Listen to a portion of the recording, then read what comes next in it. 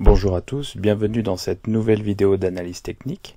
Alors dans celle-ci, on va s'intéresser au krach boursier en cours.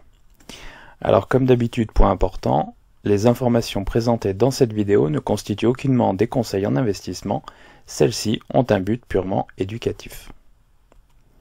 Alors dans cette vidéo, je vais me concentrer sur les indices S&P 500 et CAC 40, ainsi que sur l'indice de volatilité américain, donc le VIX, et je passerai également en revue des titres que j'ai présentés ces dernières semaines dans mes vidéos d'analyse technique, à savoir Renault, Total, Publicis, Air France KLM, AB InBev, LVMH, Hermès et Natixis. Alors, au début du mois de février, j'avais publié une vidéo qui s'intitulait Coronavirus, les bourses peuvent-elles plonger à court terme? Et surtout, en sous-titre, j'avais mis le marché sous-estime-t-il la situation? Alors bien entendu, à l'époque, je pensais que effectivement le marché sous-estimait potentiellement la situation. Alors c'est ce qu'on va regarder. On va regarder un peu les points que j'avais repérés techniquement donc au début du mois, et on va regarder ce qui s'est passé donc dans les semaines qui ont suivi, et on va faire le point sur la situation actuelle. Alors ici, je vais repartir de la vidéo en regardant un peu les points que j'avais identifiés à court terme pour un potentiel retracement. Donc on va commencer avec le S&P 500, je lance la vidéo et on fait le point sur la situation actuelle.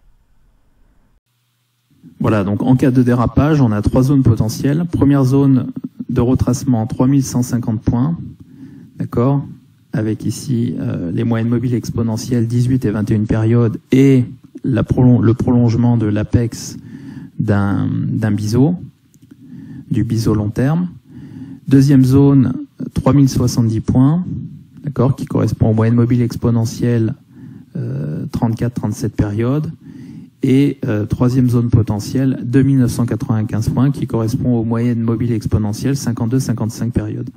Donc potentiel de chute à court terme, donc dans les semaines qui viennent. Première zone de retracement située à 2% du cours de clôture de vendredi. Deuxième zone de retracement située à quasiment 5%.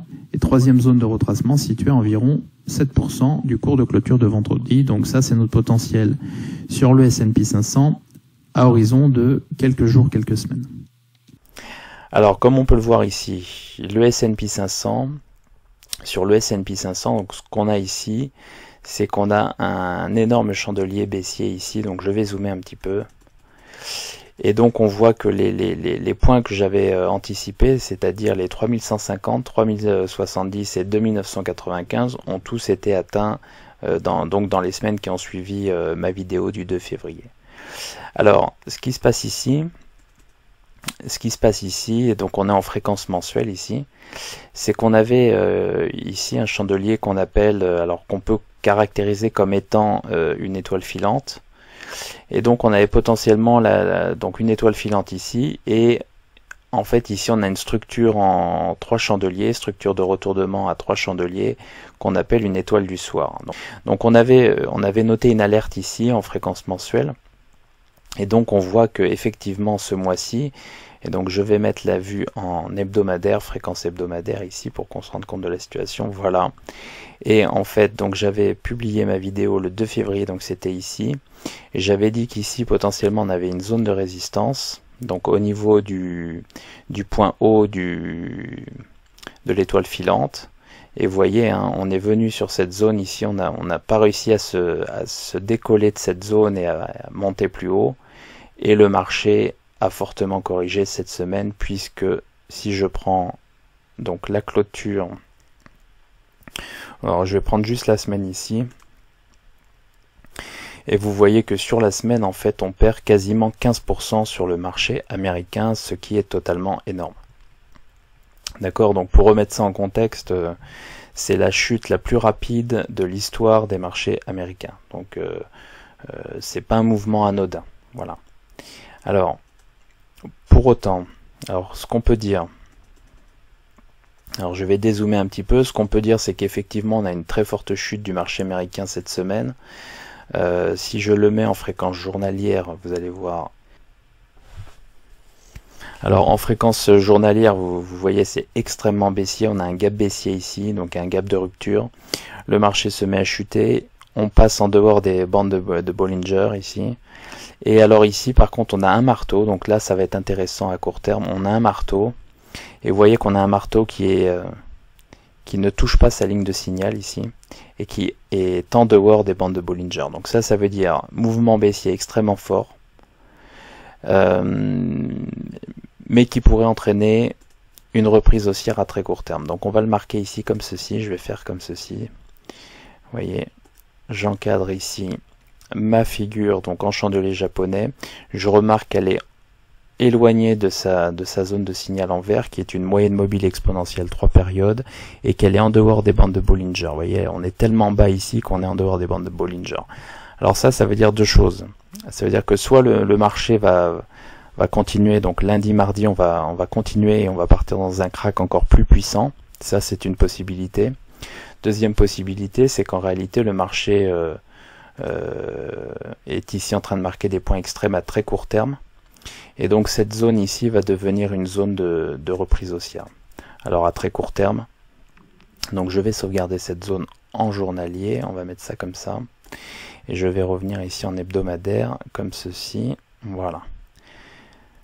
Donc vous voyez, en fait ça correspond à la mèche du chandelier japonais en fréquence hebdomadaire ici. Donc cette mèche en fait va être très intéressante à suivre. D'accord, donc ce qui pourrait se passer, c'est qu'on revienne tester cette mèche ici, donc on redescende un peu en début de semaine prochaine. Ce qu'il faudra suivre, c'est ici la zone des 2850 points sur le S&P 500.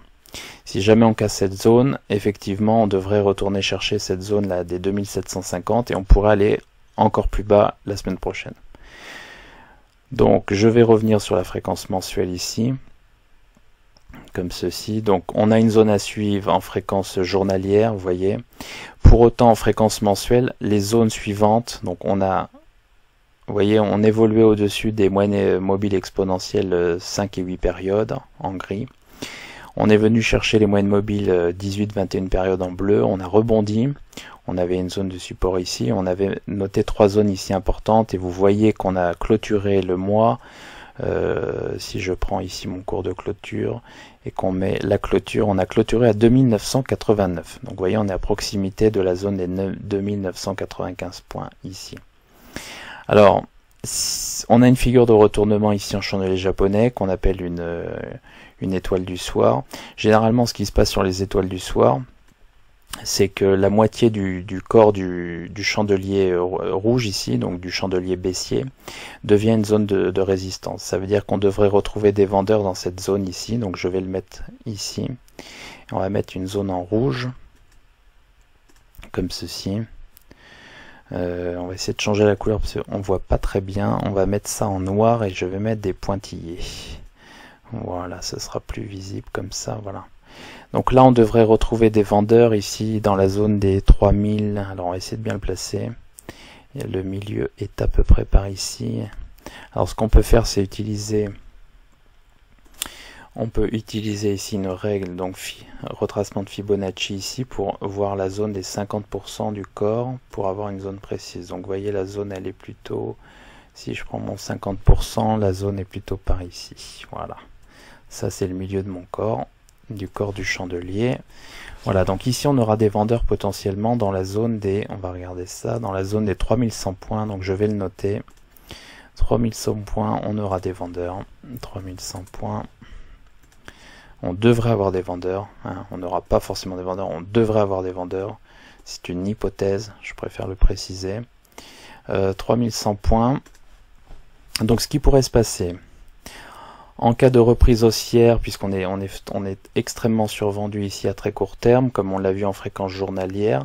Donc à très court terme, en début de semaine, si les news sont positifs ce week-end, on pourra avoir un rebond en direction des 3100 points sur le S&P 500.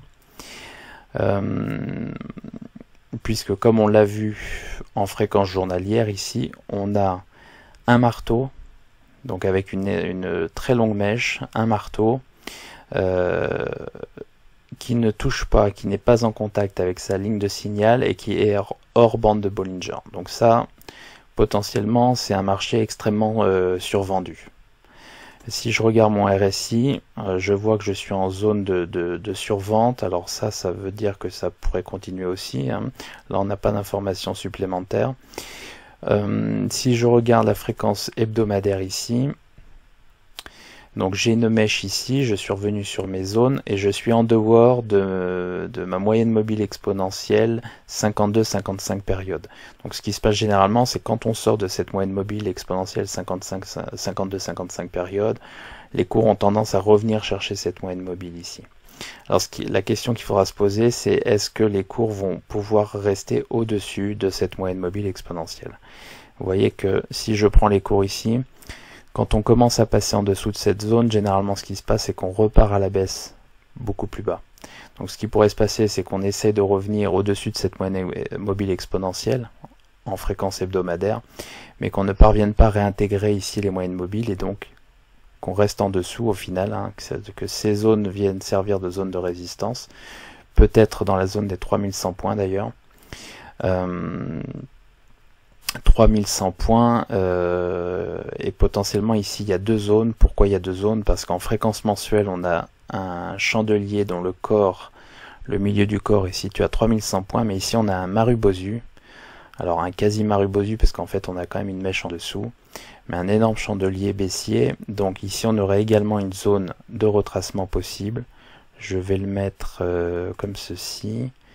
Donc on va reprendre les retracements de Fibonacci pour trouver la zone, la médiane du corps du chandelier. Donc ça nous donnerait quelque chose comme ça, 50. Donc ici 3165. On va marquer ça comme ça, je vais faire un clone, comme ceci.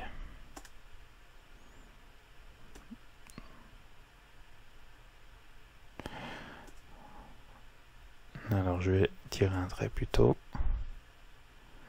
Alors je vais tirer ici un trait au milieu du chandelier. Voilà, ce serait potentiellement une deuxième zone de résistance en fréquence hebdomadaire, comme ceci. Et je peux enlever ici la zone. Donc vous voyez, on aurait potentiellement une zone ici, 3165, en fréquence hebdomadaire.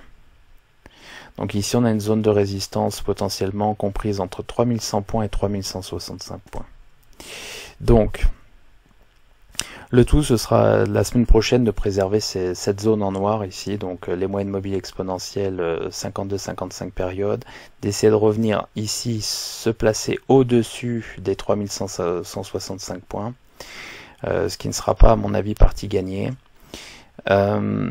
Donc ça c'est donc dans les semaines qui vont suivre, et donc la semaine prochaine pour moi va être très importante. Pourquoi? Parce que la question va être de savoir est-ce qu'on est capable de remonter au-dessus de cette figure d'élargissement, donc de repasser au-dessus de cette figure d'élargissement et se repositionner sur cette zone ici. Donc je vais la replacer comme ça, vous voyez. Il faudra arriver à remonter au-dessus de cette zone et repasser au-dessus. Ça c'est pour un scénario un peu moins baissier. Le problème c'est qu'ici on a une zone d'élargissement ici comme ceci, et que quand on a une figure comme ça, ce qui se passe parfois, alors pas tout le temps mais parfois, c'est qu'on vient rechercher ici la zone de support à l'intérieur de cette figure.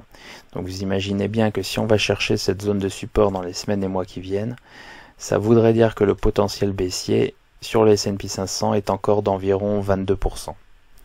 22%, si je prends par rapport à mes plus hauts, ça fait une baisse totale sur le S&P 500 d'environ, alors attendez, je l'ai mal mis, si je prends mon point haut ici, ça me fait une baisse totale d'environ 31%. Voilà, donc ça c'est un bear market, c'est un marché baissier sur les indices américains. Donc voilà, scénario potentiellement très baissier si jamais la semaine prochaine ou dans les 15 jours qui viennent on commence à décrocher et on commence à descendre ici au sein de cette figure d'élargissement. Voilà, au niveau du RSI, on remarque toujours qu'on a une divergence baissière ici, donc ça déjà ça devait nous poser question, puisqu'on voyait qu'on faisait des figures de plus en plus hautes et qu'on avait à chaque fois des figures de retournement en chandelier japonais, puisqu'on en a une ici, deux ici, trois ici maintenant, et qu'on a ici une divergence baissière qui date depuis 2 ans maintenant sur le RSI 14 périodes. Donc potentiellement baissier sur le S&P 500. On gardera juste à l'esprit qu'effectivement à court terme, on pourra avoir une reprise haussière début de semaine prochaine. Si jamais on n'a pas cette reprise haussière et qu'on vient casser ici le plus bas à 2849, attention au décrochage plus brutal. Voilà, donc attention, danger. On est dans une situation de crack ici, le marché tombe, hein, c'est-à-dire qu'on a 1, 2, 3, 4, 5, 6, 7 bougies avec des chutes. Alors on a une légère reprise aujourd'hui parce qu'on est un peu survendu, mais voilà, c'est situation de crack pour le moment sur le S&P 500 et sur tous les indices mondiaux en raison du coronavirus, d'accord, puisque le marché s'inquiète des disruptions en fait, que vont causer le coronavirus et potentiellement l'arrêt des économies aussi bien en Asie que dans les pays occidentaux. Alors ça c'était pour le S&P 500.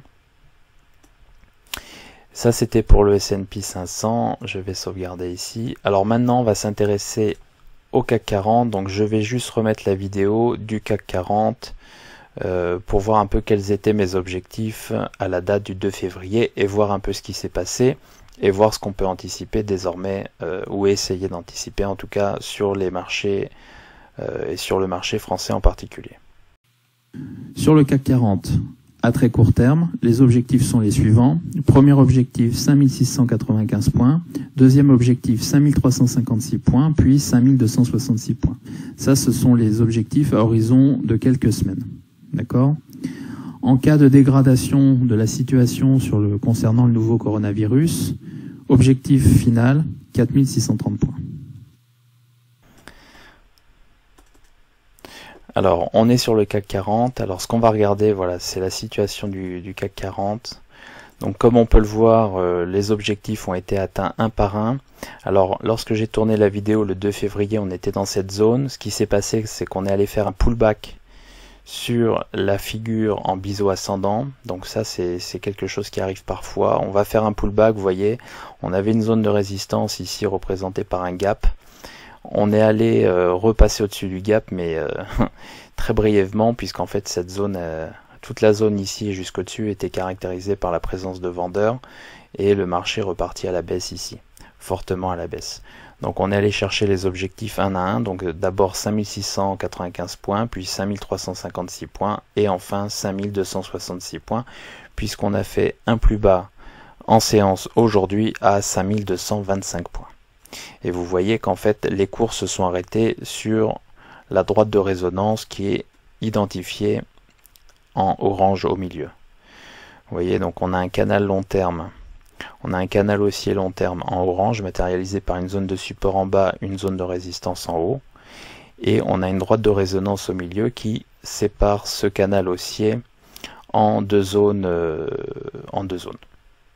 Et donc ici on évoluait depuis, donc on évolue depuis un certain temps, hein, depuis 2013 on évolue en haut de ce canal haussier, et vous voyez qu'en fait la droite de résonance ici est venue marquer une zone de support à très court terme. Donc situation sur le CAC 40. Premièrement, c'est que ici on avait bien affaire à un biseau, et donc le premier objectif ici matérialisé en rouge a été atteint, donc dans cette zone d'environ 5336, et ce qu'on voit, c'est qu'on est venu clôturer mensuellement sur cette zone, sur cet objectif. Vous voyez, on est descendu en dessous, on est remonté, on est à l'objectif. Alors, on a un objectif beaucoup plus bas, puisque sur un biseau, l'objectif final, c'est l'objectif, c'est le bas du biseau, donc techniquement on peut redescendre sur 4630. Ça, on va dire que c'est le scénario du pire dans les semaines qui viennent. Donc si le marché venait à décrocher, on pourrait descendre sur 4630. Donc ça nous ferait une baisse. Alors c'est un potentiel de baisse, ça ne veut pas dire que c'est ce qui va arriver, mais voilà, scénario du pire, c'est bien d'avoir une idée d'où on peut aller. Donc ça nous fait une baisse encore potentielle de 13%. 13%, et dans un excès de, donc si les marchés venaient à craquer complètement, du type crack de 1987, dans ce cas-là on pourrait venir chercher directement le bas du support ici, et on aurait une zone que j'ai matérialisée en vert ici, donc à peu près 20% de baisse, potentiel de 20% de baisse dans le pire du pire des cas, et on aurait ici une zone de potentiel avec la présence d'acheteurs, puisqu'on a une forte zone ici historique aux alentours de 4300 points Donc je regarde ici 4200 points et 3800 points. Donc là on a vraiment une zone où il y aurait, on aurait probablement des acheteurs de retour. En tout cas à court terme si les cours venaient à craquer totalement dans les semaines qui viennent. Alors, potentiel de reprise haussière si les cours venaient à reprendre, donc à se reprendre en début de semaine prochaine par exemple. On pourrait, donc c'est à chaque fois c'est la même chose, à partir du moment où vous avez un grand corps comme ça, un grand chandelier rouge, avec un grand corps, le milieu du corps de ce chandelier devient une zone de résistance. Donc ici potentiellement, je vais le tirer comme ça, on a une zone de résistance aux alentours de, on va regarder comme ça, alors je vais utiliser mon outil retracement de Fibonacci pour avoir la zone précise. On va mettre ça sur le corps ici, voilà comme ceci, voilà, bon on est dessus, hein. 50%, 50%, on est dessus. Donc on a une zone ici de résistance située à 5574 points. Voilà, donc on va le noter, 5574 points, donc on va arrondir à 75. 5575 points, on a une zone de résistance potentiellement, et on pourrait avoir à nouveau des vendeurs dans cette zone. Voilà, comme ceci. Donc à court terme, on pourrait avoir quelque chose comme ça. Je vais essayer de le dessiner. Je vais le dessiner en bleu peut-être. On pourrait avoir quelque chose comme ça. Donc on pourrait se reprendre un petit peu. On pourrait remonter sur cette zone ici. Donc là c'est vraiment de la simulation. Hein. C'est pas forcément ce qui va se passer, mais c'est pour essayer d'anticiper, voir ce qui pourrait se passer. On pourrait avoir quelque chose comme ça, comme ceci.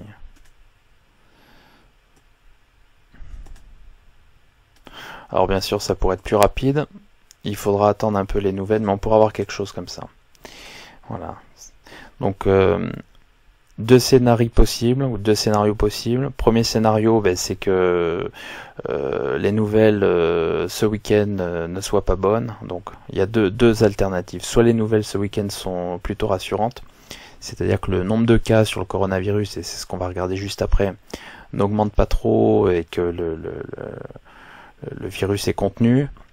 Bon, ce qui paraît peu probable, mais on va en discuter juste après. Ce qui paraît peu probable, mais si jamais les nouvelles étaient pas trop mauvaises et rassurantes, alors les cours pourraient venir ici rebondir et remonter potentiellement jusqu'à 5575 points.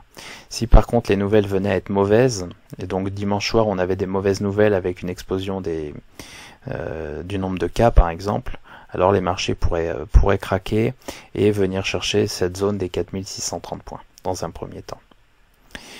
Voilà, donc ça ce sont les scénarios possibles sur le CAC 40 et donc il va falloir être très attentif à la situation et donc aux nouvelles de ce week-end, notamment au niveau du nombre de cas sur le coronavirus, et c'est ce qu'on va regarder tout de suite avant de revenir sur différents titres. Je vous emmène sur un site qui s'appelle covid19info.live, donc je vous mettrai le lien vers le site en dessous de la vidéo. Et donc sur ce site, vous avez une mise à jour régulière du nombre de cas, donc nombre de cas confirmés, nombre de décès et nombre de recovery, donc de cas de patients qui ne sont plus malades. Et donc ce qui est intéressant ici, c'est que vous avez la situation en Chine, vous avez la situation en dehors de la Chine, et vous avez la situation pays par pays.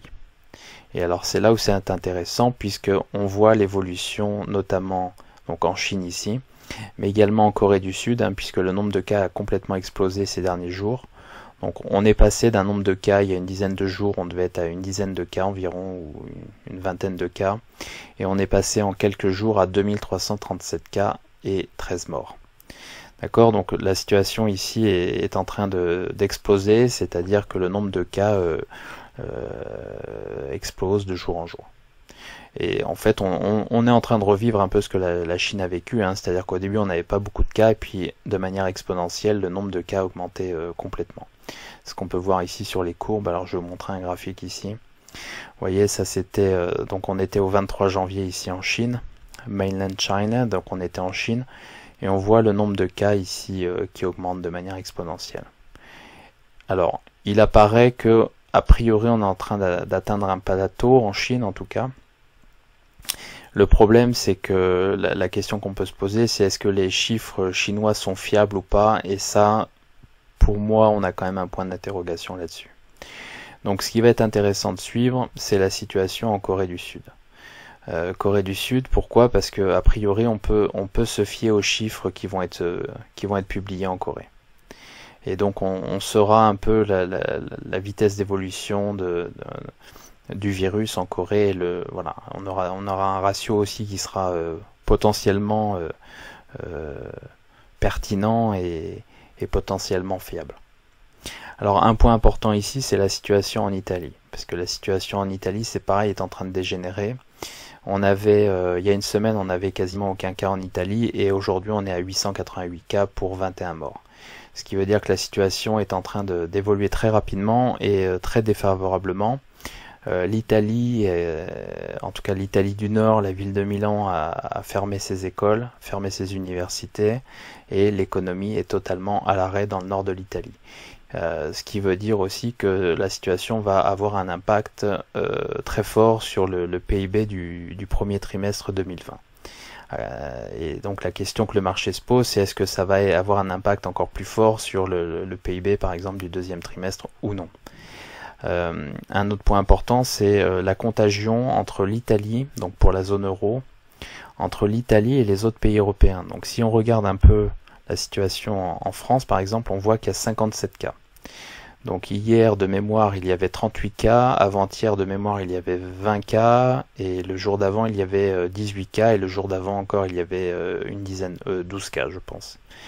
Et donc on voit que la situation est en train de, c'est pareil, hein, les chiffres augmentent de jour en jour, et l'Allemagne c'est pareil, on est à 48 cas, donc ce qui veut dire qu'a priori il y a une contagion entre l'Italie, la France, l'Allemagne, et on voit aussi qu'on a des cas en Suisse. Ce qui veut dire qu'a priori, le nombre de cas ici en Italie devrait continuer d'exploser un peu à la manière de la Corée du Sud. Et on devrait avoir également une explosion des cas. On pourrait avoir, je préfère quand même utiliser le conditionnel, mais on pourrait avoir une explosion des cas également en France, en Allemagne et dans d'autres pays européens, comme c'est le cas en Italie. Et donc si c'était le cas, effectivement, on aurait une économie à l'arrêt, non seulement en Italie, mais dans la plupart des pays européens. Et on pourrait imaginer des cas similaires en Espagne ou dans d'autres pays européens. Et donc forcément, si c'est le cas, ça veut dire potentiellement que l'économie européenne serait à l'arrêt pendant 1 mois, voire 2 mois, dans le meilleur des cas, et donc effectivement ça aurait un très gros impact sur le PIB et donc sur la croissance mondiale, en tout cas à court terme. Voilà, donc c'est vraiment ce qui est en train de pricer le marché, et donc ce qu'il va falloir faire, c'est suivre un peu les chiffres ce week-end, et suivre les annonces du gouvernement français, italien et allemand, notamment.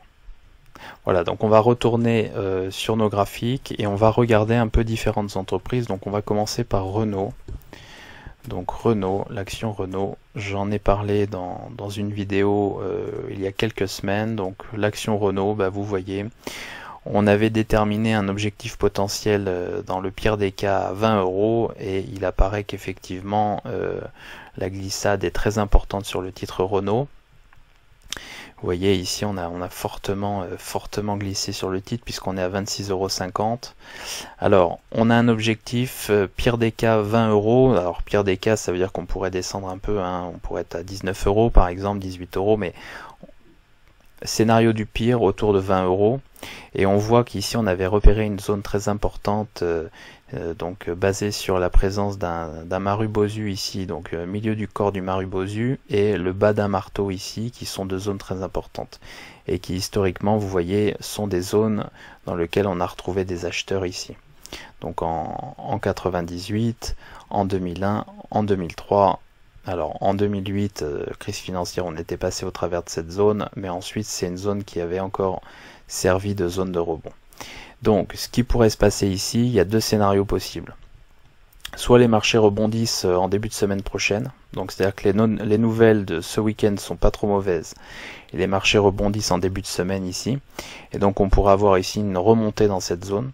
Soit les nouvelles sont très mauvaises ce week-end, et donc le marché continue à descendre, et Renault pourrait aller chercher la zone des 20 €.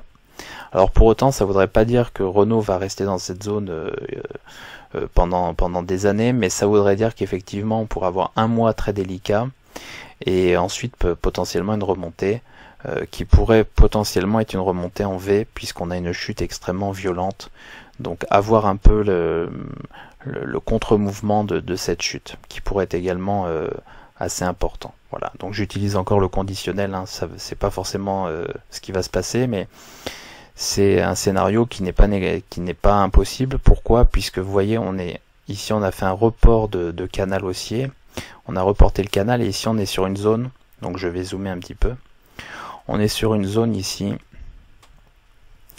non seulement on est sur le support du report du canal haussier ici, donc on a une zone de support ici, on va arriver sur la zone des 20 €, et la zone des 20 € comme on l'a vu représente un objectif en soi, donc on a un deuxième objectif ici, et on a une zone ici en vert qui est une zone avec potentiellement des acheteurs. Donc on a toute une zone ici, une zone avec, enfin on a plusieurs zones ici qui sont des zones d'achat potentielles à long terme.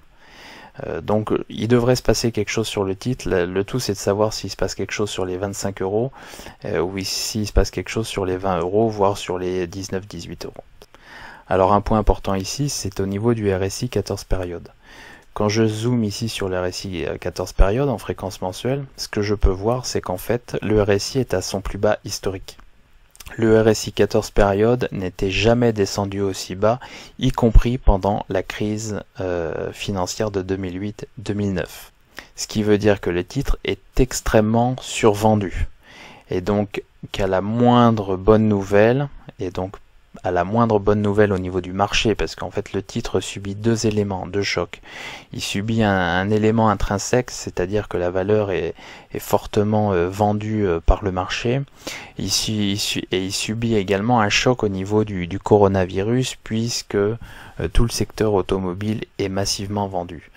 Donc, à la moindre bonne nouvelle, ce qui pourrait se passer, c'est qu'on ait un fort rebond du cours de l'action. C'est pas impossible ici. Ça c'est le premier point. Alors maintenant, quand on se concentre sur la fréquence hebdomadaire, on voit également que si je regarde sur longue période, donc je vais décaler un peu les cours ici comme ceci, on voit qu'historiquement sur longue période, le RSI est quasiment à son plus bas historique également, puisqu'on a un plus bas ici en 2001, on a un plus bas qui est légèrement plus bas que le niveau actuel. Donc on est sur un deuxième plus bas historique en fréquence hebdomadaire. Donc là encore, le titre est extrêmement survendu. Quand on regarde au niveau du graphique, ce qu'on voit, c'est quand le titre est extrêmement survendu comme ceci, derrière on a une reprise en V. Alors bien entendu, on n'est pas sur le même type de cas ici, puisqu'on est vraiment sur un titre qui est extrêmement mal aimé, mais une reprise en V n'est pas impossible sur le titre. Voilà, dernier point, on va se concentrer sur la fréquence journalière ici. Et alors ce qu'on voit en fréquence journalière, c'est que on a deux choses, deux éléments. Le premier élément, je vais zoomer sur le cours. Voilà, premier élément, vous voyez, c'est un peu comme pour le S&P 500. On a un chandelier japonais ici qui est en dehors des bandes de Bollinger et qui ne touche pas la ligne de signal, donc la moyenne exponentielle mobile 3 périodes. Et donc potentiellement ici on va avoir une zone d'appui, donc ça veut dire que les cours pourraient descendre encore plus bas, mais on devrait remonter. Donc si les cours venaient à baisser ici, on devrait remonter derrière. Voilà, c'est du conditionnel, ça ne veut pas dire que c'est ce qui va se passer, mais on a des signaux qui nous disent que ok, potentiellement on peut craquer davantage, et si c'est le cas, on pourrait rebondir très fortement ensuite. Voilà. Donc ça c'est pour Renault. Donc on suivra un peu ce qui va se passer sur Renault. Vous voyez, on a une accélération et une descente qui devient verticale.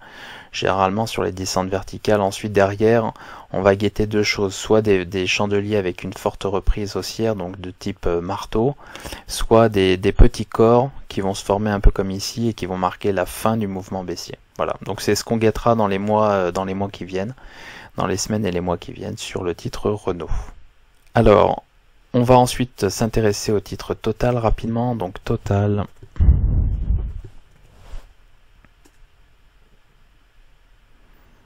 Voilà, alors sur Total, j'avais présenté le titre il y a quelques semaines. On avait repéré ici qu'on avait, donc sur Total, je vais enlever cette zone ici, on avait repéré que le titre évoluait dans un rectangle et en même temps dans un triangle matérialisé ici en orange. Donc, et on avait remarqué également que le titre historiquement évoluait sur une zone ici de support marquée matérialisée en rose. Vous voyez, donc à chaque fois on rentrait dans cette zone rose, le titre était racheté ici. Alors pour l'instant, le titre n'est pas racheté. On a un chandelier ici en fréquence mensuelle extrêmement baissier. Vous voyez qu'on est passé complètement à travers de cette zone. Alors on avait repéré également dans cette vidéo, donc je vous incite à aller voir cette vidéo. Je mettrai le lien, vous trouverez le lien en haut de la vidéo. Alors ce qu'on peut voir ici, c'est que dans ce triangle ici, j'avais dit que potentiellement on pourrait venir tester cette zone ici du triangle, qui est une zone de support. Donc on devrait avoir une réaction dans cette zone, donc on pourrait passer légèrement à travers cette zone, mais on pourrait avoir une réaction comme ici ou comme ici. Et troisième point important, c'est que on est donc dans une zone de triangle, mais également dans une zone de rectangle, et donc le bas du rectangle est situé dans cette zone ici. Vous voyez, vous avez une zone d'achat ici, alors une zone de support, une zone de rebond ici, et potentiellement une zone de rebond à ce niveau-là, donc autour de 32,50 €. On va mettre ça comme ça, 32,50 €, 32,50 €. Voilà. Donc pour un investisseur sur Total, quand on est sur une zone de rectangle comme ceci, alors soit on croit à la fin du monde, donc si fin du monde il y avait, Total pourrait perdre effectivement peut-être une vingtaine d'euros, on est d'accord. Si vous ne croyez pas à la fin du monde, alors on peut penser que on a deux zones importantes ici de support, c'est-à-dire la zone ici des 38 € environ, 36 € ici, et éventuellement dans le pire des cas, dans le scénario du pire en tout cas à court terme, la zone des 32,50 €. Voilà, donc ça ce sera à suivre sur le titre Total. Alors on va maintenant passer au titre Publicis. Donc je vais mettre Publicis comme ceci. Alors le titre Publicis, toujours en fréquence mensuelle, on va regarder un peu ce que ça a donné.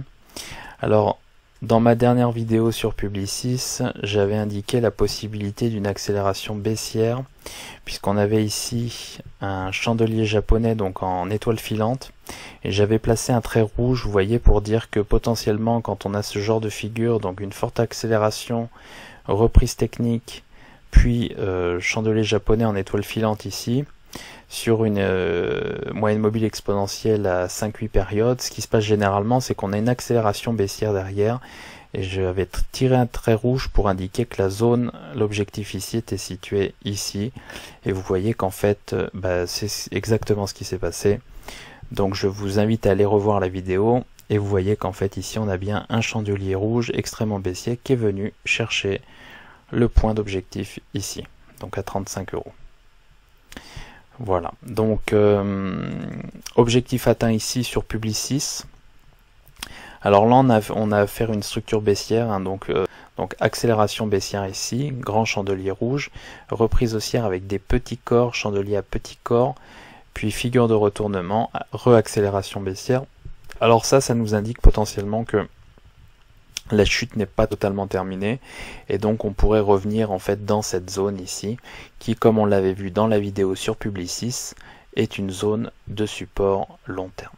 Donc zone de support long terme pour Publicis, située entre 34 € et 25 €. Alors ensuite on va regarder le titre Air France KLM, donc Air France KLM, donc ici. Voilà, et on va regarder un peu ce qui s'est passé. On avait vu qu'on avait aussi potentiellement des objectifs à la baisse. Donc dans cette vidéo, j'avais évoqué le fait que le secteur aérien était fortement pénalisé par la présence du coronavirus, puisque ça empêchait les compagnies aériennes de pouvoir faire correctement leur activité. Et donc ce qu'on voit, c'est que le cours effectivement est en train de beaucoup baisser. On était remonté très haut, bizarrement on était remonté très haut ici, il y avait des acheteurs dans la zone des 10 €. Et en fait on a atteint le premier objectif à 7,75 € et on est en train de descendre vers le deuxième objectif à 5,80 €. Donc en cas de reprise haussière en début de semaine, on pourrait revenir tester cette zone des 7,70 € environ. En cas de reprise baissière dès lundi, on pourrait aller chercher assez rapidement la zone des 5,80 € qui représente également la zone du support du canal haussier long terme, donc depuis 2012. Voilà, donc on surveillera ces deux zones, en gros 7,75 € en haut et 5,80 € en bas. Ok, ensuite on va s'intéresser à AB InBev. Donc AB InBev, on avait évoqué le fait que AB InBev était dans une phase assez compliquée et que le titre était potentiellement baissier, et ce qu'on voit c'est que le titre s'est complètement effondré cette semaine puisqu'on est passé d'environ 67 € de mémoire à un cours de, si je regarde, 50,73 € à la clôture de ce vendredi. On avait indiqué le fait que le titre était sous sa résistance baissière ici et que potentiellement il était en train de marquer une figure en tasse avec anse inversée. Alors, on avait mis un objectif ici potentiel à 40 €. Maintenant qu'on a cassé ici, donc vous voyez on a une tasse ici, on a une anse ici potentiellement, donc ici on peut calculer un objectif à partir de l'anse. Donc ici on est sur la zone on est sur la ligne de coup, ou sur la zone qui délimite le bas de la tasse avec anse inversée. Alors on va tracer ça on va essayer de changer de couleur peut-être pour que ce soit visible. On va mettre ça en rouge, comme ceci. Donc ça c'est le bas, je vais mettre ça. Donc là, rien que sur l'anse, potentiellement on a un objectif ici, donc qui va même être inférieur à 40 €. Si je prends l'objectif ici, on est à 33,50 €, donc scénario du pire, on va dire demi-scénario du pire, parce qu'en fait on a un objectif supplémentaire. Donc on a dit combien? On a dit 32,50 €, non, 34 €, voilà, 34 €. Et on va mettre ça en rouge, voilà, pour que ce soit joli, 34 €. Donc voilà, sur AB InBev, potentiellement on aurait une zone ici, donc je vais mettre ça en vert. Ici on aurait potentiellement une zone intéressante, donc pour des investisseurs de long terme, hein, par exemple, entre 34 € et 40 €. Ça c'est basé, donc je vais mettre ça comme ça, et on va le sauvegarder. Je vais essayer de faire ça bien pour que ce soit propre. Voilà. Voilà, donc sur AB InBev, attention, accélération baissière. Alors, on ne devrait pas descendre d'un seul coup, sauf si bien sûr ça craque la semaine prochaine, totalement. Ce qui pourrait se passer, vous voyez qu'on est sorti du canal, du support du canal baissier, donc on pourra avoir une reprise haussière, puis on pourra avoir quelque chose comme ceci, donc ce sera à suivre. On pourra avoir une reprise haussière comme ceci, retest ici, peut-être un pullback si ça reprend, et derrière on pourrait aller chercher cette zone ici en vert. Donc à voir un peu comment ça se matérialise, ça pourrait être un peu plus long, un peu plus court. Vous voyez, ça pourrait être assez direct ou ça pourrait être un peu plus indirect. On va mettre ça comme ça, juste comme point de repère. Voilà, donc AB InBev, on est en dessous de toutes les moyennes mobiles exponentielles qui sont maintenant baissières. Fort repli, figure chartiste en tasse avec anse inversée. Plusieurs objectifs à la baisse, le premier 40 €, deuxième objectif 34 €. Et alors on va juste faire comme ça, juste pour voir ce que ça donne. Si je reporte la tasse ici, voir quel est l'objectif que j'obtiens. Donc ça c'est le scénario du pire du pire, et ça me donnerait un objectif, alors ça me donnerait un objectif, vous voyez, dans la zone des 3 €. Bon, ça paraît pas super crédible à court terme, puisque AB InBev est quand même une belle entreprise, alors très endettée certes, mais belle entreprise quand même. Donc il est peu probable, basé sur les éléments dont on dispose, que le titre descende sur 3 €. Donc ça pour l'instant c'est pas un scénario que je privilégie, donc je ne prends pas en compte la tasse ici. Voilà. Donc par contre ce sera à suivre effectivement si le cours venait à baisser plus bas, et donc il faudrait suivre un peu les résultats financiers pour essayer de comprendre pourquoi le cours pourrait aller plus bas.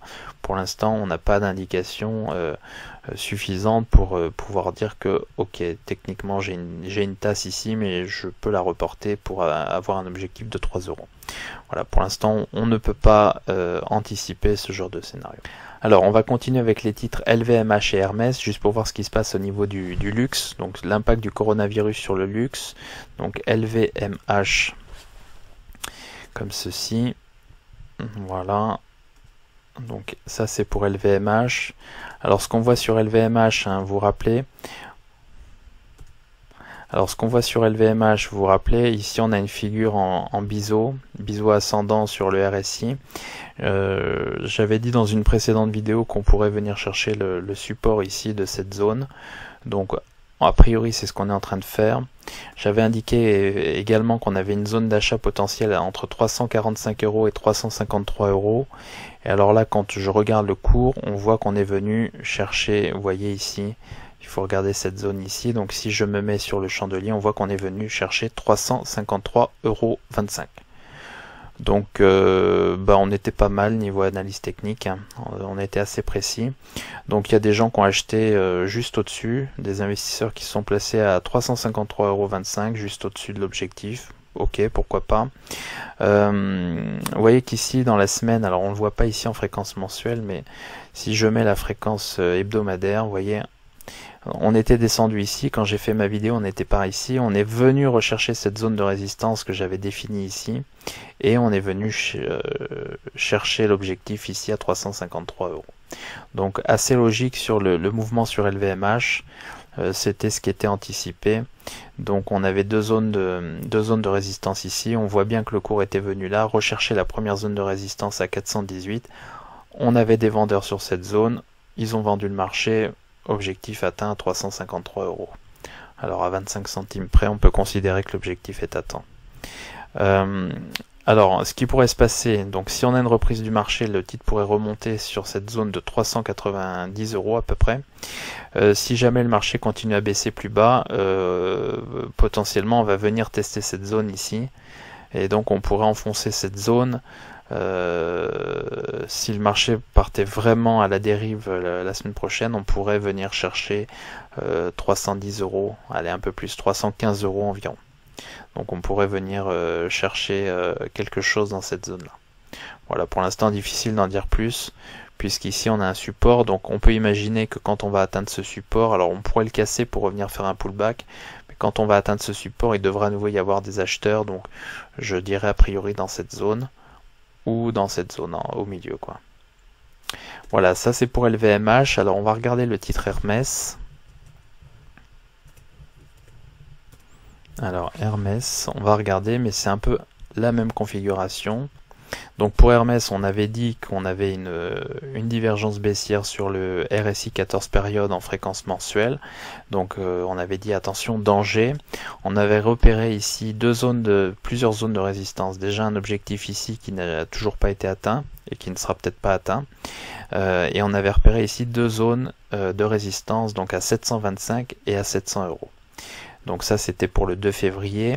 Alors si je mets en fréquence hebdomadaire, ce qu'on voit c'est qu'en fait, donc 2 février on était où? On était juste ici, par ici, vous voyez, donc on est revenu chercher la zone de résistance à 700 €, et là on avait à nouveau des vendeurs, et le marché derrière a été fortement vendu, ce qui est tout à fait logique d'un point de vue technique, puisqu'on avait ici une étoile filante, donc figure de retournement chandelier japonais. J'avais dit que, j'avais expliqué qu'effectivement sur ce genre de figure, la moitié de la mèche devient une zone de résistance, et le point haut de la mèche devient une deuxième zone de résistance. Donc on est revenu chercher, on est revenu dans cette zone, et là les vendeurs sont réapparus, des vendeurs, et donc le titre est reparti à la baisse.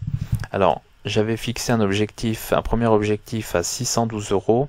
On voit que l'objectif n'a pas tout à fait été atteint, puisqu'on a fait un plus bas à 615 €, donc à 3 € près, on est sur l'objectif, donc on est quasiment sur l'objectif. J'avais fixé un deuxième objectif à 567 €, donc si jamais le titre venait à décrocher la semaine prochaine par exemple, on pourrait effectivement retrouver un objectif ici à 567 €. Voilà, ça c'était pour le titre Hermès. Alors je vais terminer ma vidéo avec deux choses. D'abord le titre Natixis rapidement, puis un dernier point sur la situation du VIX. Donc Natixis,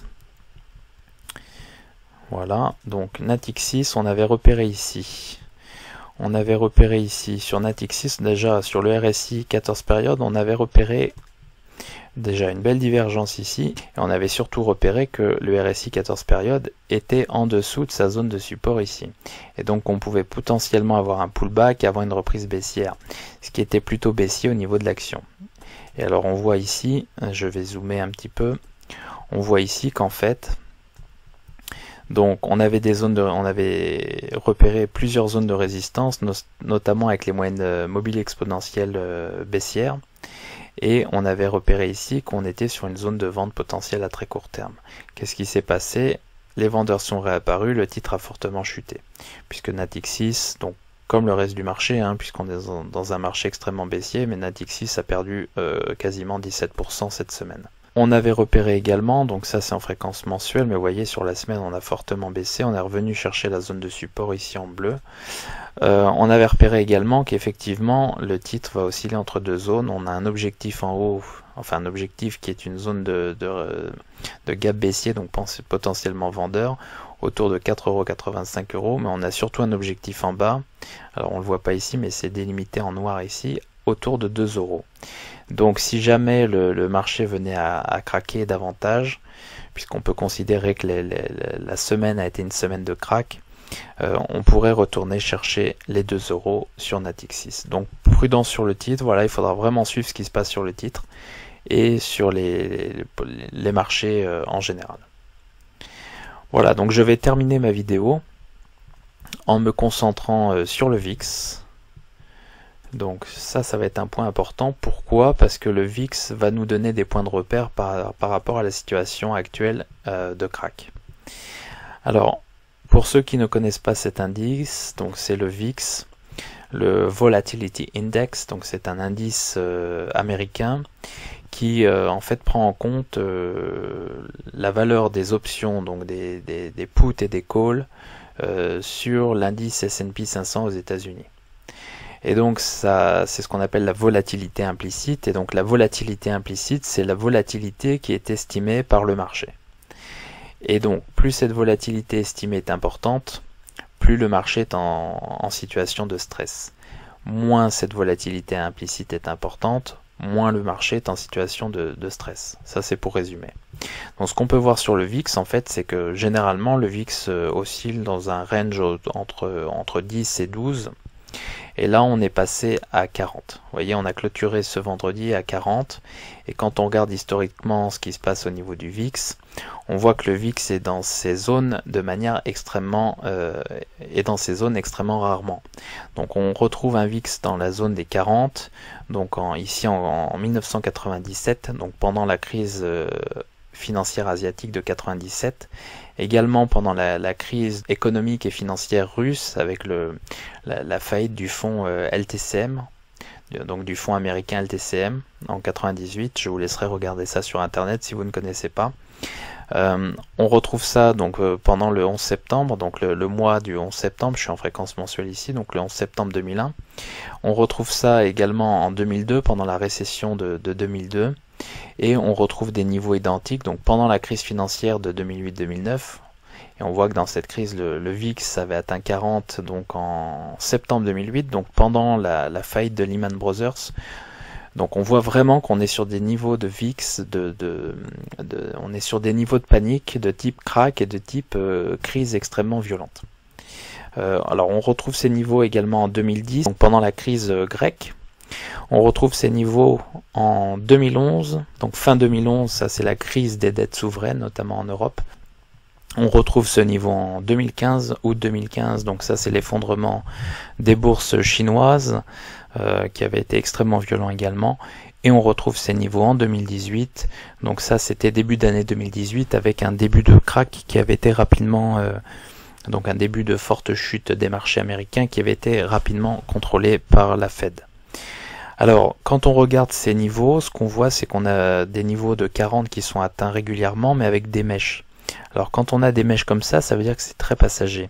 Là, ce qu'on voit, c'est que la clôture mensuelle se fait pas sur une mèche, mais sur une bougie très grande, très élevée. Et donc, ça fait penser aux épisodes de 98, donc LTCM, la faillite du fonds LTCM, et ça fait penser à la crise financière de 2008-2009.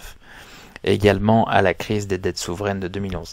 Ce qui veut dire que l'épisode qu'on est en train de vivre ici, Alors il y a deux choses. D'un point de vue contrarien, c'est-à-dire qu'on est peut-être survendu et que la peur est extrême. Deuxième point, ça veut dire potentiellement qu'on est sur une crise extrême et qui pourrait donc perdurer quelques semaines. Et si c'était le cas et que ça venait à perdurer, que la volatilité venait à perdurer, effectivement on pourrait craquer davantage la semaine prochaine. Voilà, donc tout ça pour dire qu'il faudra surveiller le marché, notamment le marché américain.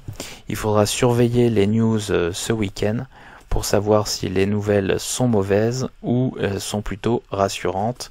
Et selon la nature des nouvelles ce dimanche, on en saura plus sur ce qui va se passer la semaine prochaine. Voilà, si vous avez aimé cette vidéo, n'hésitez pas à liker celle-ci. Si vous ne l'avez pas encore fait, je vous invite à vous abonner à la chaîne et je vous dis à très bientôt pour de nouvelles vidéos.